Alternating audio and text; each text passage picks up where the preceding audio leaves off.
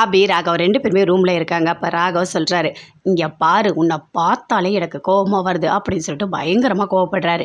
ஏன் எதுக்காக என்னை பார்த்தா உங்களுக்கு கோவம் வருது? நான் தான் சொன்னேன்ல, என்னை கல்யாணம் பண்ணிக்காதீங்க. ஏன் அப்பயே சொல்லிட்டு தாலி கட்ட முடியாது சொல்லிட்டு போயிருக்கலாம்ல, எதுக்காக என்னை கல்யாணம் பண்ணிங்க? நான் எவ்வளோ ஆசையோடு இருந்தேன் தெரியுமா? நல்ல ஒருத்தவரை கல்யாணம் பண்ணிக்கணும், அன்பானவர் பண்பானவரோட வாழணும்னு நினச்சேன். கடைசியில் ராசிச்ச மாதிரி இருக்கீங்க, உங்களை போய் நான் கல்யாணம் பண்ணிக்கிட்டேன் அப்படின்னு சொல்லிட்டு அபி ரொம்ப ஃபீல் பண்ணுறாங்க. என்ன நீ மட்டும் அப்படியே நல்லவளா அப்படின்னு சொல்லிட்டு ராகவ் கேட்குறாரு. ஆமாம், நான் நல்லவ தான். யார் சொன்னா?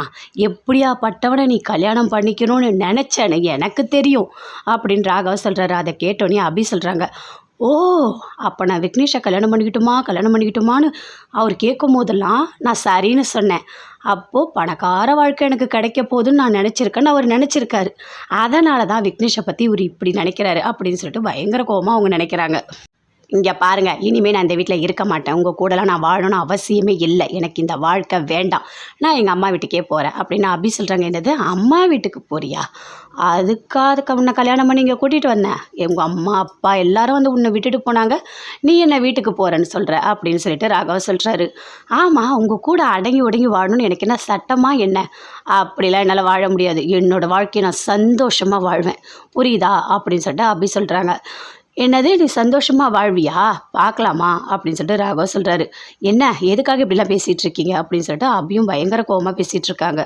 இங்கே பாரு, 8 மாதத்துக்கு நான் சொல்கிறது தான் நீ கேட்கணும் அப்படின்னு ராகவ் சொல்கிறாரு. அது என்ன 8 மாதம்? 1 வருஷம் பிரிஞ்சிருக்கலாம், 6 மாதம் பிரிஞ்சிருக்கலாம், டிவோர்ஸ்னா கூட.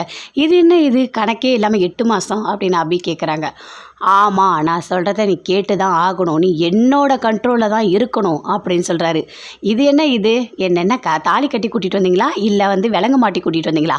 நான் என்ன கைதியா உங்களுக்கு அடங்கி இருக்கிறதுக்கு அப்படின்னு சொல்லிட்டு அபி பயங்கரமாக திட்டிகிட்டு இருக்காங்க.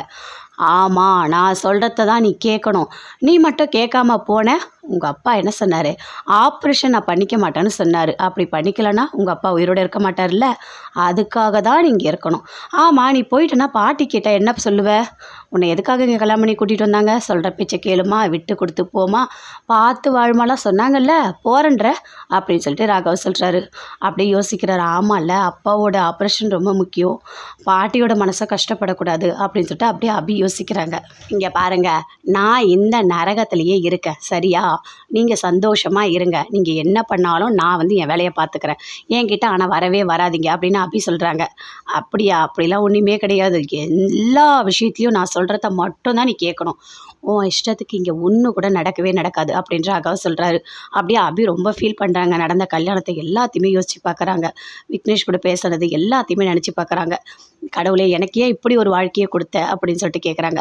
உனக்கு கடவுள் இப்படி தான் வாழ்க்கையை கொடுப்பாரு, ஏன்னா இன்னொருத்தவங்களோட வாழ்க்கையை அழிக்கணும்னு நீ நினச்சல்ல, அதனால தான் கடவுள் உன்னை வச்சு செய்கிறாரு. எல்லாமே கடவுள் உனக்கு கொடுத்தது தான்.